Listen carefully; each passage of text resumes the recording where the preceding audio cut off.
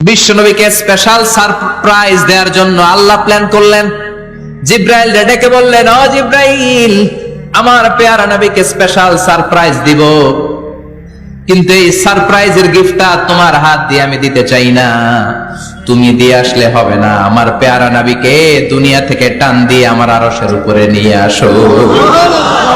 সাহিবুল মিরাজ, যেই নবীর মেরাজ হয়েছে আর কোন নবীর হয় নাই। এই মেরাজ করতে যে কত কাণ্ড, কত প্ল্যান প্রোগ্রাম, আল্লাহ টাইমের স্পিডকে আল্লাহ থামিয়ে দিলেন। মক্কা থেকে উঠিয়ে বিশ্বনবীকে এক মরুভূমিতে রাখা হলো রাতে। বললেন দোয়া করেন।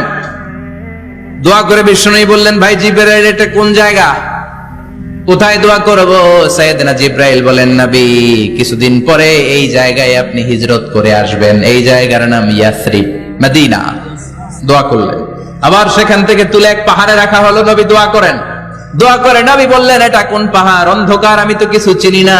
সাইয়েদনা জিব্রাইল বললেন, নবী, এটা সাধারণ পাহাড় নয়, এই পাহাড়ের কথা আল্লাহ কোরআনে বলেছেন, এই পাহাড়ের কসম আল্লাহ কোরআনে খেয়েছেন।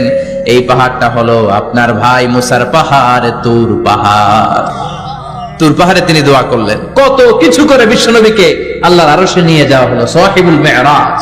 বিশ্বনবী ছাড়া আর কোন নবীর কি এরকম মেরাজ হয়েছে? সবাই বলেন, হয়েছে?